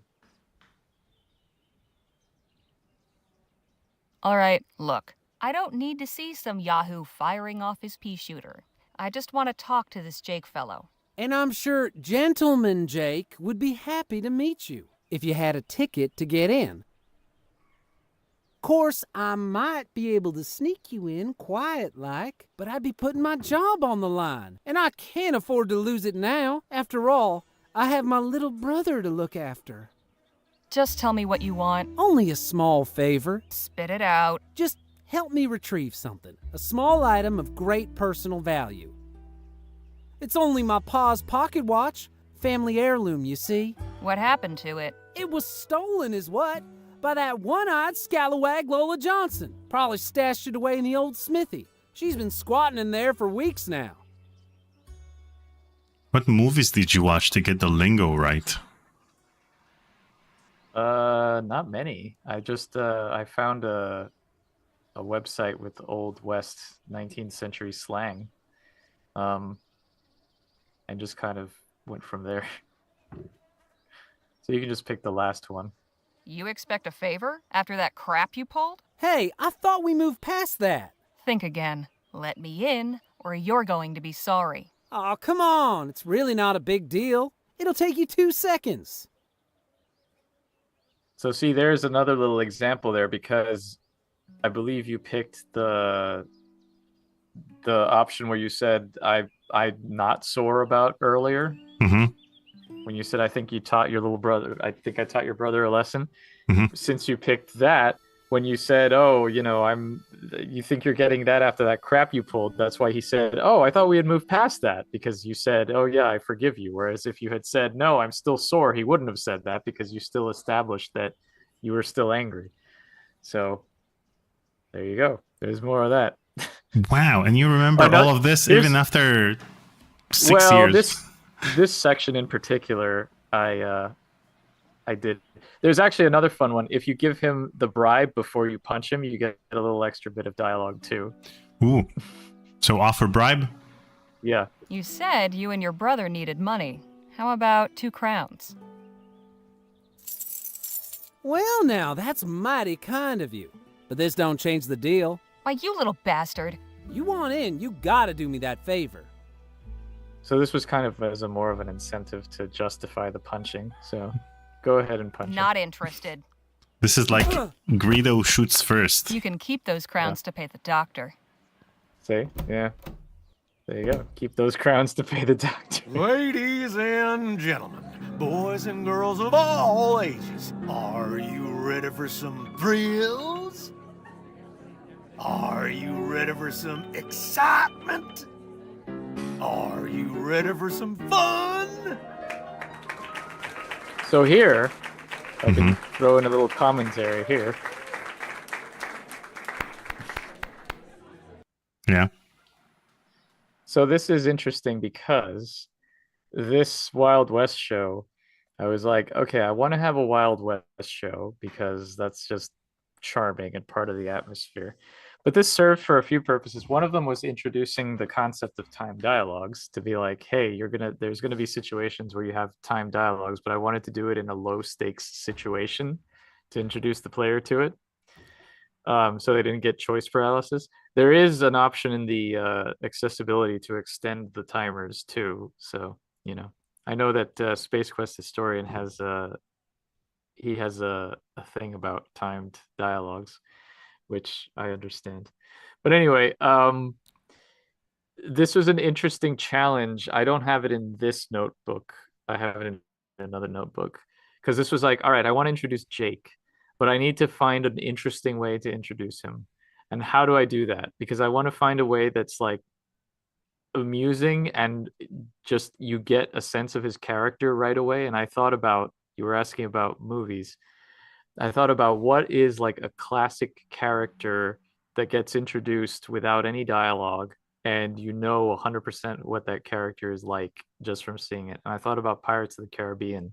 And the first time you see Jack Sparrow and he's riding on top of the ship's mast and the big music is playing and then you see that it's actually like a ship that's sinking and he just kind of casually gets off the ship and walks and saunters his way down the dock. And it's like just those like 2 minutes, you know exactly everything about his character. So I was like, how do I introduce Jake in a way that does the same thing in a Wild West show? And then I was like, steampunk horse. So that's where that idea came from. And I also want to give a shout out to one of the musicians on the score named Noah Kellerman, who played the piano. One of the things that I wanted to do with this game, I worked with the same composer as Lamplight City, Mark Bennis, and I wanted to use live instruments where possible, and we did for a lot of it. You may have noticed the violin on the Rosewater tracks is live. Mm-hmm. This isn't live piano, but it is a live player who was playing a digital piano. So that's why there's all these little like flourishes and stuff on the Wild West show. But I want to give a special shout out to him because the original way that that Mark had composed it on his piano was just kind of like, you know, standard piano. But Noah added all these great little like flourishes and stuff, and it makes it so much more amusing. So, yes, you may continue. Further ado, may I present the star of our show, the last man standing at the Bleachbone Gulch Showdown, the only man to defeat bastard Billy Boakes in a duel, the man who discovered a gentleman, then gifted it to an orphanage, Gentleman Jake Ackerman!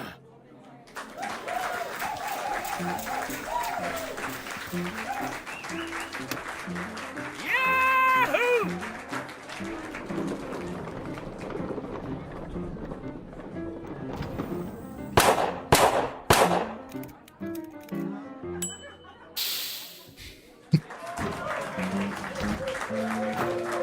Thank you, Charlie, for that wonderful introduction. Hello, everybody. Welcome to Gentleman Jake's Wild West. We got a heck of a performance for you today, but first, allow me to introduce my brave and loyal assistant, Danny Albu.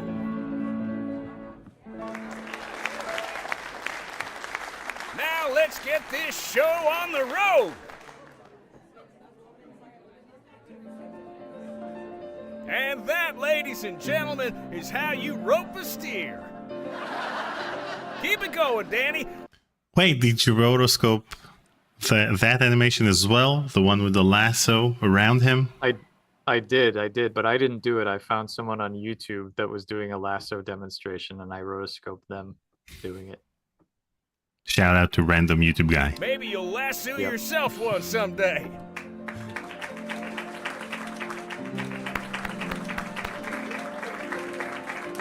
I mean, he could be watching this live stream and saying, "Hey, that's me."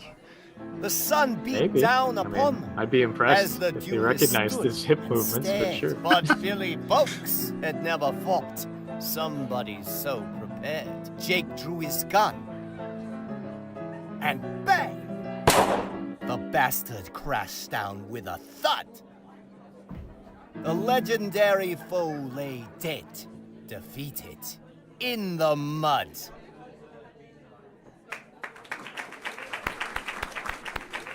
I'm consistent with the applaud action. And now for a most challenging proposition, perhaps the greatest feat of marksmanship to which a man can set his sights. You see those 5 juggling balls that Charlie keeps whirling aloft in such a dizzying display? Ladies and gentlemen, fix your eyes on that green ball in particular, and do not dare blink. for with but a single bullet, I will pluck it from the very air.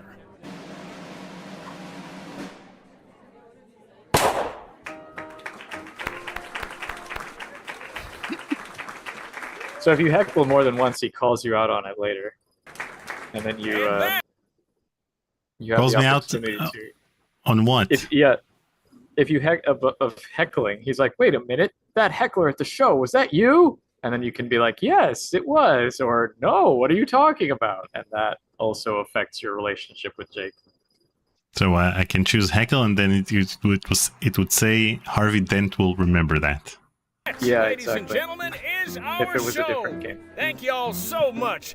You've been a truly magnanimous, magnificent, and majestic audience. And you can take home a piece of the legend. Come on down to the Jack of Diamonds to get an autograph or a souvenir ferrotype. We'll be there until last call. Stop by and shake hands with Gentleman Jake. Ladies and gentlemen, good night.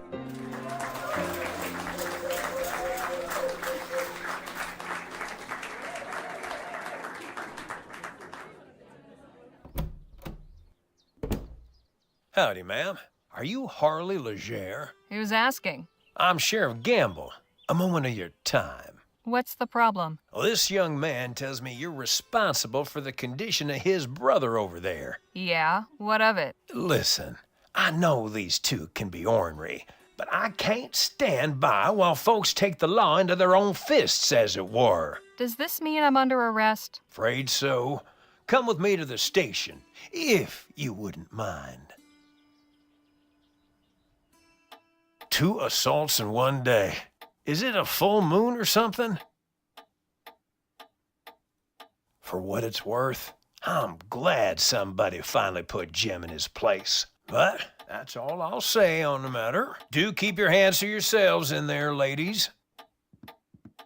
Bye, Ozzy. Roughed up Jim, did you? I did. Who'd you rough up? Some little punk I caught trying to break into my place. Let me guess. Scrawny runt? Face like a leaky pump handle? If your well water runs red sometimes. My warning clearly didn't do a lick of good. Maybe you managed to teach him something. Oh, I barely touched the boy. Pity the sheriff here didn't see it that way. Seems that between the two of us, we've taken down the whole local ragamuffin syndicate. I just I'm want to Harley say I was Legere. very proud of that line. I like the word ragamuffin, and I love that I was able to use the phrase ragamuffin syndicate. So Well played. I'm going to toot my own horn there again. Lola Johnson. Well, how serendipitous. Jem wanted me to get his pocket watch back from you. His watch, huh? Yeah, I had a feeling he was trying to pull something. Seems like everybody in this damn town is. I'm making tracks soon as they let me out of here. So, as another example here of the branching and the relationships, not to spoil too much, but you chose to punch out Jem, and so you avoided his quest, and his quest was to get his pocket watch back. And there's 2 ways to get into the place where he says it is. You can either do a puzzle where you get some lock picks and pick the lock and sneak in and get it and go, or you can smash the lock and go in. Now, if you sneak in and you get out, that's fine. Nothing happens. If you break it, Lola catches you in the act, and she's like, "What are you doing in here?" And she obviously doesn't like that. So you start off on the wrong foot with her. Since you punched the kid, now you just had this little moment of bonding with Lola, and you picked the option where you're like, "Oh yeah, he's the little kid was a jerk." So now Lola respects you and likes you a little bit more because you did this. So you're starting off on a positive note with her. Now, it's not too much of a spoiler, I think, but when at the end of Act 1, once you get back to Rosewater and they've decided that they're going on this journey, it's revealed that Lola actually has a wagon and is going to be your driver, and you have to hire her. Now, if you went in and snuck if you snuck in and got her watch and she didn't catch you, she comments about how, oh man, I've already been robbed once today. Like she can comment on that if you choose the dialogue option. And you can say, oh, you were robbed? She's like, yeah, somebody stole my pocket watch, and you can get it back from her, back for her. And if you get it back for her, she's like, oh, thank you. And she gives you a discount on her hiring fee. And she also likes you. If she caught you, she's mad at you and she's like, I'm not hiring you the wagon until you get me my watch back. And then you have to get the watch back. And if you did this, then she's in jail and then you have to bail her out of jail. So. And you remember all this stuff. Of course I remember all this stuff. I programmed it all. Also, I know, I'm going to tease you a little bit here. I remember all this stuff because I just released this game like a month ago. It's not like the people you usually talk to who released their games like 20, 30 years ago. So, it's still fresh in my mind. Yeah, but still, you're talking about very specific scenarios that I don't think you worked on this specific scenario like 2 months ago. You worked on it a year ago or 2 years ago. I did, but I've also played through this section of the game more than any others, so I definitely remember this a lot. And how come you didn't reach any dead ends or scenarios that you forgot to cover? Well, that's what beta testing is for. I made very sure that you couldn't reach any dead ends because, in our conversations with Roberta Williams, it always seemed like the dead ends in her games were never deliberate. It wasn't a way to get people to constantly save. It was just an oversight because she didn't think about that specific scenario. That's actually kind of comforting now you say that.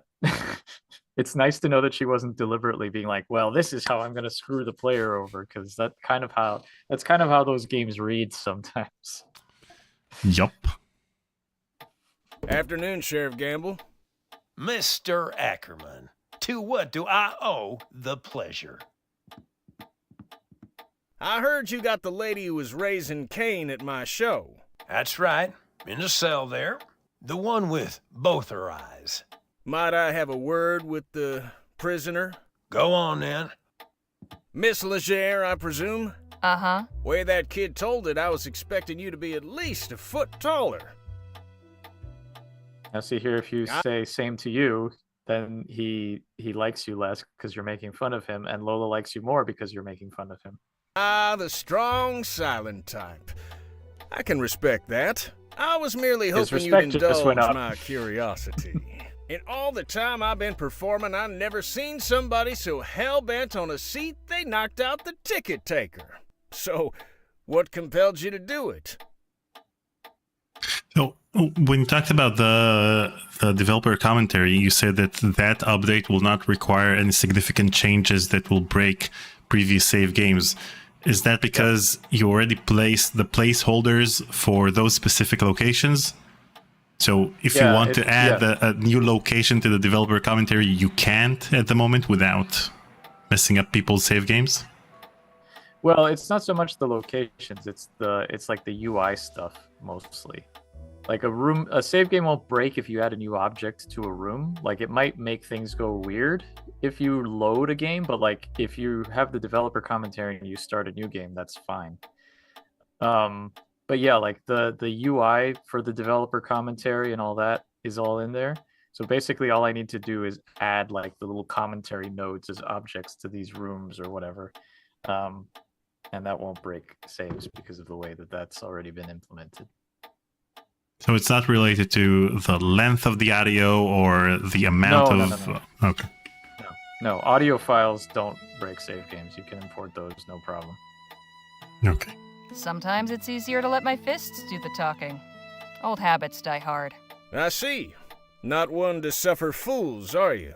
Not if I can help it. An admirable quality. Now that I've answered your question, would you answer a few of mine? Ah, right. Danny mentioned you'd been asking after me at the saloon. You a reporter for the local paper? Provisionally. I've been assigned to interview you. Well, this is hardly the place for it. Afraid I haven't got much choice about the venue. Let's fix that, shall we? Gamble, how much for this fine lady's bail? Oh, let's say, 10 crowns? Danny, pay the man. Here you are, sir. Appreciate it, son. Now then, won't you join me in my room at the Jack of Diamonds? Lead on. Miss Legere, permit me to introduce... Tybert asks, intending to make it them in-world objects or just speech bubble icons like Valve does? Normally they're just buttons. They're just like square buttons at the top left of the screen with like a C for developer commentary and the M for music commentary and A for art commentary. Ooh, numerous commentaries.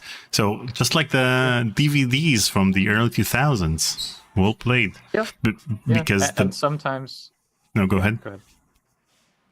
Oh, I was just going to say that sometimes if it's like in the middle of a cutscene, I'll just interrupt the action and have the commentary play then. So it's similar to what Double Fine does with having the silhouette of the developers and then hit M. How many commentaries are expected? 3? For Lamplight City, I did a developer, narrative, and art, and a music, so maybe 4. Ooh. You can have, an art commentary with Francisco González, and then a development commentary with Francisco González. Francisco González, yeah. And then the narrative commentary is with Jess Haskins, and the music commentary with Mark Bennis. So, my associate, Danny Luo. We've met, actually. Not formally, I suppose. Nice to properly make your acquaintance, Miss Legere. Likewise, Mr. Luo. Please, you can call me Danny. Everybody does. So can I make Danny like me now? Or I already messed up that first impression? Well, I mean, it's not a question of does he like you now and he's always going to hate you going forward. It's lots of things affect the relationship with them. It's just, if you pick things, it's not so much that it's like, oh well, you said the wrong thing to him the first time and now he's just going to treat you like a jerk the whole time. You can definitely start picking things that make him like you more now. Okay. What did you think of the show? Pretty spectacular, huh? It was all right, I guess. I hope your review will be a little more stirring than that. Shall we proceed with the interview? Right. See, Danny, so like if you ask Dan, yeah, see? You're Gentleman including Jake's him. closest associate. I'd like to hear your perspective.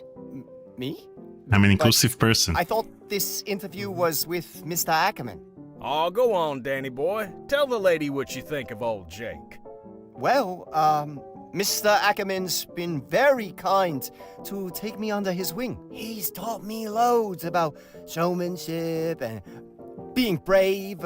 Really, I couldn't ask for a better mentor. Aw, hell. You're gonna make me blush. So since Danny is basically like living in Jake's shadow, anything that has to do with like actually acknowledging him or paying attention to him or complimenting him or like including him, that lifts up his relationship with you. And anything that has to do with like being mean to him or just being a jerk in general or harming people, he won't approve of those things. So that will lower your relationship with him. Same with Jake. Like Jake, if you compliment him, his like for you will go up. But like if you call him out on his BS, his like will go down, but his respect will go up because it's like, oh, someone's actually holding me accountable for what I'm saying. So we had all these things in consideration as well. It's not just arbitrary. So now in this new patch that you released a few days ago, or a few weeks ago, then you can see where each character is at in terms of liking you? Yeah, well, it's their overall relationship. It's not so detailed. You don't see the specific like or respect. You still have to like... You'll still get that organically. But their overall relationship, yes, you can see the numerical score. So what do you do when you're not gunslinging or adventuring? Well, you were at the show. You saw it firsthand. Right, but what about hobbies?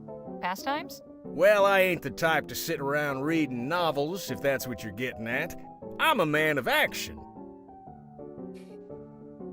What's something nobody knows about you? Give me something juicy. I'm something of an open book, Miss Legere. Keeping secrets ain't really my modus operandi. Come on, everyone's got secrets. Oh, I think you'll find I'm not like most folk.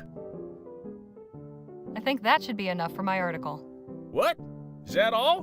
Why, we barely scratched the surface. Oh, don't forget, Jake, you've got an appointment with Miss Sally this evening. Damn, you're right. Well, I look forward to reading your story in the next edition. Danny, see the lady out, would you? Thanks again for bailing me out, Danny. Guess I'll see you around. Not to worry, gents. Jake's all yours. Hey, you were in the show. Nice juggling. Thank you, ma'am. Jake, get your ass out here right now, you four-flusher. Now, what's all the ruckus? Don't play the fool with me, Ackerman. You know damn well why I'm here. You might think you can give me the runaround, but I wonder if my friends here won't convince you to pay up. Charlie.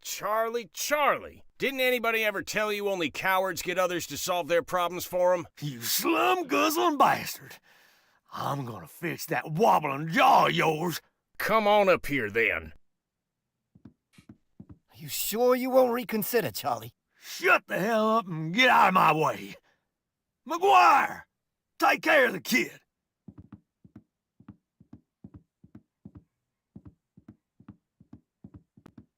Let's dance, cowboy.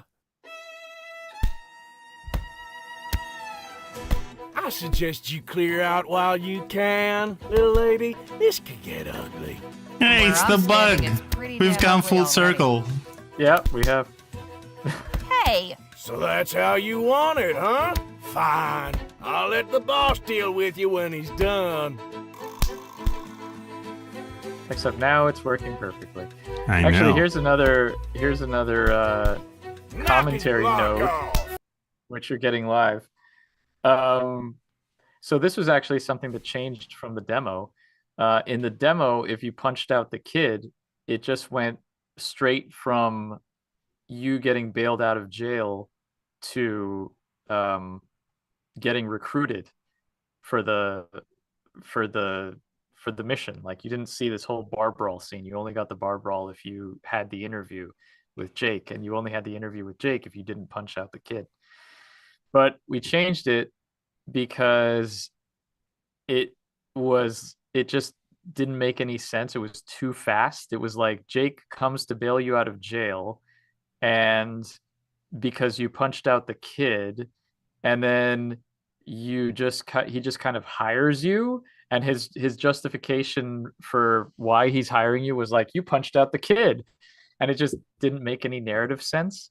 So we're like, okay, well, Jake, if we change it so that you do the interview anyway, because it was like, well, why should you lock the player out of getting the interview? That's like the whole point of why you have to talk to him, and that's what leads to this whole plot.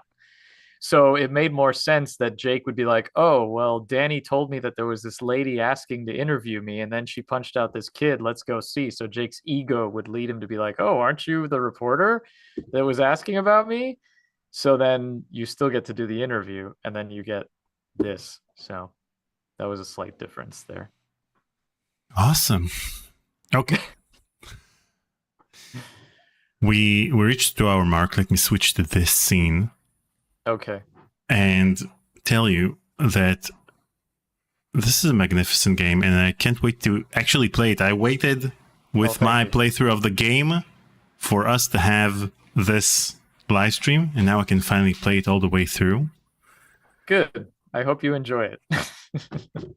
And I'm really glad that people like it and that it got amazing reviews. How many reviews are missing before it gets overwhelmingly positive? Let's see. Last I checked, it was at 125 reviews on Steam, which was just today, so I doubt it's gotten any more. Yeah, 125, which means that it needs exactly 375 more reviews before it becomes overwhelmingly positive. So first of all, we have the link to get Rosewater in the description down below on the YouTube page. And what do you prefer, that people get the GOG version or the Steam version? Steam until it's overwhelmingly positive and then GOG, or what do you prefer? I mean, I don't really have a preference. Both storefronts take exactly the same amount of money, or they take the exact same cut. Personally, I guess I would say Steam, because they pay out at the end of every month. GOG pays out at the end of every quarter, so I'll get paid faster if you get it on Steam. And quite frankly, well, I'm not gonna say this on stream. I'll tell you afterwards if you want. But yeah, I let's just go with Steam. Steam. I mean, GOG is fine if you want DRM free, but I don't think that's such a big deal anymore. Honestly, I don't think people care about that so much anymore. Anyway, so yeah, get it on Steam. Leave a review, please. Every review helps, even if it's just a thumbs up or a yes or whatever, or a thumbs down. If you don't like it, that's fine too. I'm not saying that only people who like the game should leave reviews. Leave your honest opinion. But yeah, it helps the algorithm, and for tiny little indie developers like me, it definitely helps a lot, especially after 6 years of development. It's the market is fickle, and everyone moves on to the next big thing. So that's just how it goes. But yeah. And ZeroCleft is asking, when is the CD version coming out? When you go out and buy one and burn it to a CD. With a big DIY, box version. DIY CDs. Actually, Rosewater is about 4 gigabytes. So that would be about 7 or 8 CDs, right? CDs hold about 725 megabytes, don't they? Mm-hmm. Some of them were 650. Yeah. So it would be about a Phantasmagoria style sized game on CDs. You should release a patch that has disk switching, at least the effect of disk switching, so that you'll switch between disk 1, disk 2. And I could, based on just the structure of the game, for sure. I mean, adventure games back in the 90s ended up being more linear because of the disk switching. So Loom is linear because you had to switch disks in between, and since you can't go back to a certain location, then it makes sense that they are on disk 1, disk 2. So, and this is where we go back to the conversation earlier about what is linear and what is non-linear. I always come full circle at the end of every conversation in live stream. So we've come full circle with a bug I presented at the beginning of the live stream, and now with linearity. So thank you, Francisco, for joining me for this live stream, and I really hope that more people buy Rosewater, link down below, get it on Steam, review it, like it, write to Francisco about it, wait for the developer commentary, and yeah, tweet about it on social media. I'll always repost or retweet messages to get the just tell people how much you're liking it and how much you're enjoying it or how much you're hating it. And no, nobody hates it. Yeah, some people do. So thank you, Francisco, and thank you guys for joining us today. Tomorrow we're going to play Spycraft with Spoonie and Paul, and on Sunday I'm going to have my conversation with George Sanger. And that's it. Have a great rest of your day, everyone. Thank you again, Francisco. Bye.